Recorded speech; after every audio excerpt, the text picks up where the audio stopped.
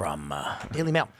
We got the story from the Daily Mail. MAGA influencer Charlie Kirk sparks outrage with controversial advice to female students. What did he advise her to do? Something like get a husband. Yeah, that's have babies. Super controversial for a woman to get married. So he actually said that women only go to college because they want to find husbands, and that's the real reason.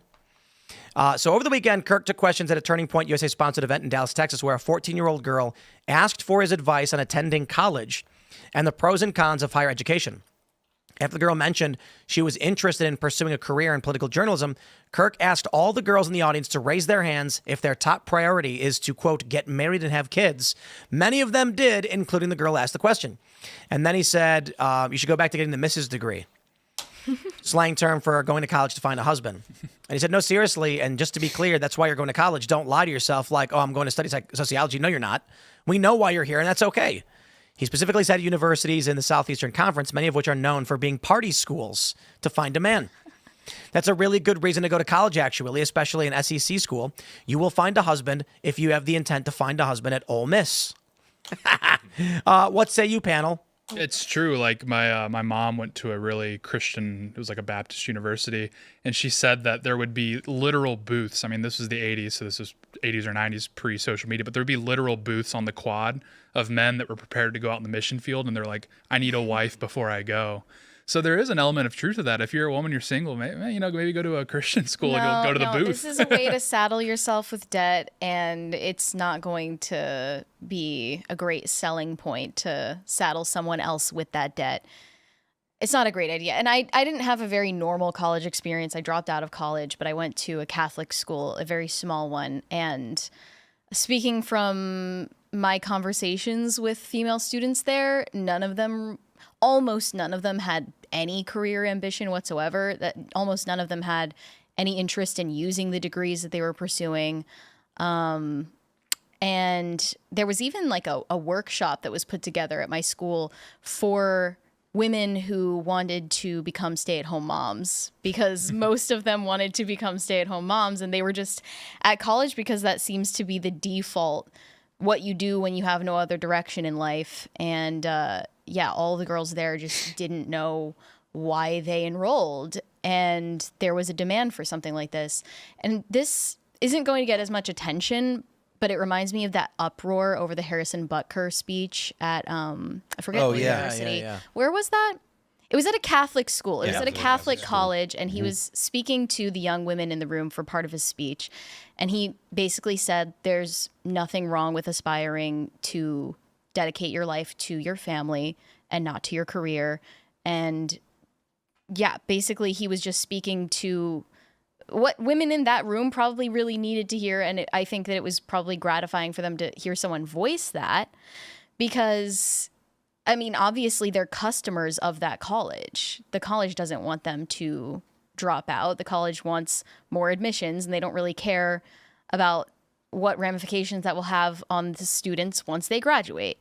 I think, was there more? I don't want to interrupt. No, go ahead. I think women want babies. That's true.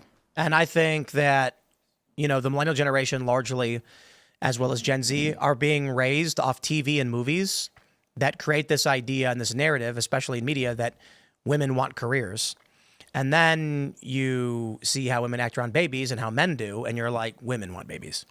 Women definitely want. But I think that maybe what men don't seem to relate to in the female experience is just how much of a paradigm shifting, life altering event motherhood is for women. And that's why so many of them, especially young women who aren't even close to getting married, that's why they're scared, because they see that there's kind of a dearth of capable, competent men who aren't commitment phobic, who want to be providers. There are a lot of men who actually would prefer to be in a dual income household these days. I think what's happened to society is that everything's going to go the Elon Musk way. IVF? Everyone using IVF? No, not IVF. I think Elon's largely not using IVF. A bunch of fatherless children. Yeah, because here's the thing. I think the majority of his kids are conceived by IVF. No, I don't think that's true. I think some of them may have been. That's a rumor. But we know that many of them were not. The kids we know of were not IVF. Some of them are reported to have been. But either way, that's not the point. The point is, if young women are like, I want to have a family, but men suck, they're going to start going towards wealthy, successful men who have the means to support multiple women.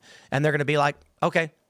Well, I don't think that they desire to not have a loving relationship that is monogamous. I think that most people want to be in a monogamous relationship. Probably.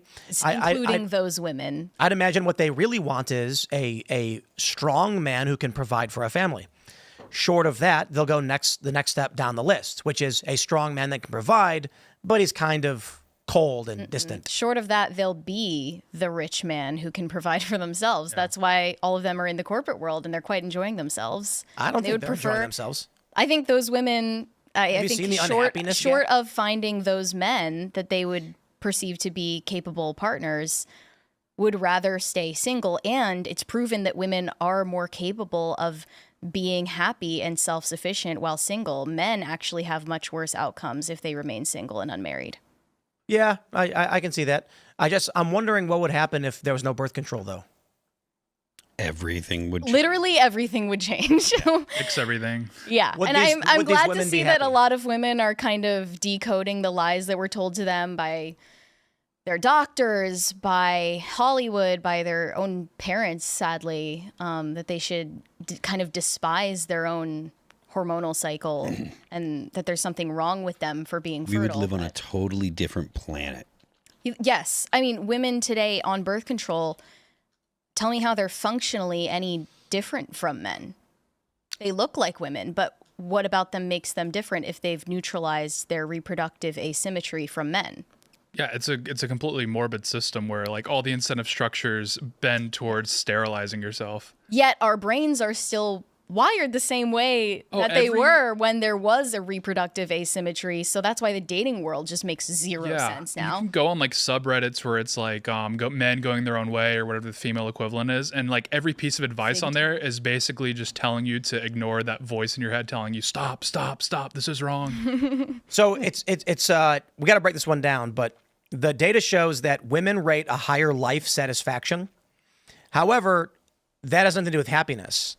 Guys are always going to rate themselves lower because that's how men are basically built, to always be striving to be. You're always slightly below where you want to be. That's why you're trying to do more. Women report higher frequency of negative emotions. That is true. There is a mental health crisis, especially in young women. Well, just negative emotions. Girls. Yes. Yeah. And they're naturally more neurotic, so that makes sense. I also want to point out, like, there is some nuance that Charlie Kirk was ignoring in this answer that he gave, because I just through a cursory search of his marriage, he was married in 2021, and his wife did go to college, and she's also a handful of years older than him. And she's a businesswoman. She runs a real estate company, and she has a long, illustrious career before they even met. So, I mean, it's not over for you if you go to college and don't get your MRS degree, or if you delay reaching those milestones. I don't think a 14-year-old girl needs to be worried about that. I think there are better things to worry about at the age of 14. So I went to... I don't necessarily say where I was, but this prominent individual's place who has a bunch of action sports equipment and things like that, because it's their privacy, right? Yeah. And I was there with the wife and the baby, and there was a big event. And, we go into the lounge area where they've got food and drinks and couches and all that. And I'll just ask you, where do you think the guys ran to? The man cave. The men. Yeah. In this lounge area with a couch, food, and drinks, the men all came in and immediately went towards one thing. The bar. Yeah. That's indeed correct.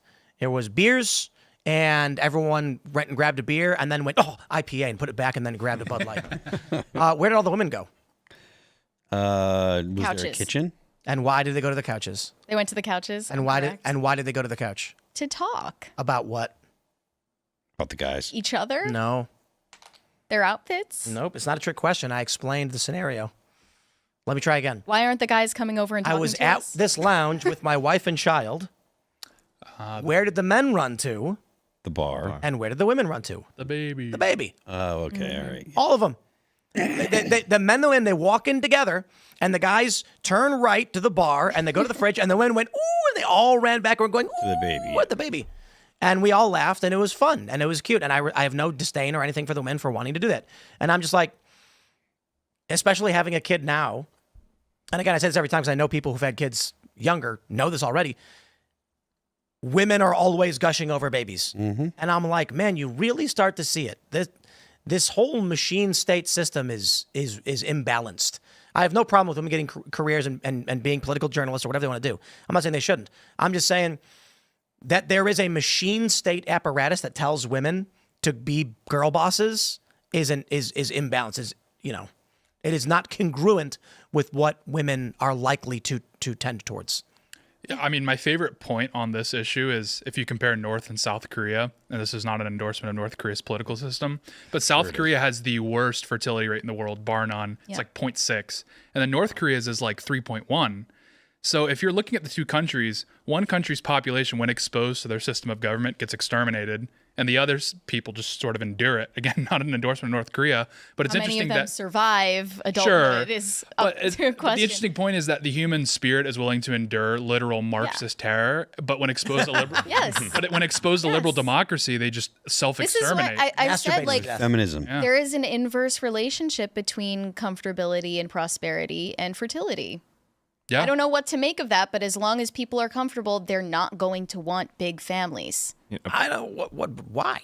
I wish I knew why. Well, There's something about, as you said, the human spirit. You need to feel like there's some kind of adversity or danger, or basically the idea is if you feel like you're not going to survive, you need to reproduce faster. I don't know if I agree with that, but A part of this is that children have been, to a large extent, siloed off from just general society, especially if you live in a city and you work in some sort of a prestigious job. Right? If you're in New York City and you work at a bank or something like that, you could seriously go 3 months and just not see an infant. And I think that might partially explain the phenomenon that you saw, where everybody was rushing to the couch in order to interact with the child. Now, if you're a part of a church or things like that, you might, in those cases, interact with children. But even then, you see churches sort of segment by age demographics as well, right? Where there will be a church where all the young adults go to and another one where all the boomers go to or whatnot. And the cry room for the babies. The other element here, though, is just... they really have those? Yeah. So the children Not at even all are sort of churches. separated away. It's a weird like stigma against your baby crying where you have to go into this soundproof room so that you don't disturb everyone during the sermon, which I think is preposterous. Thanks for checking out this clip from Timcast IRL. Make sure to watch the show live Monday through Friday at 8 p.m. Subscribe to this channel, and we will see you all there.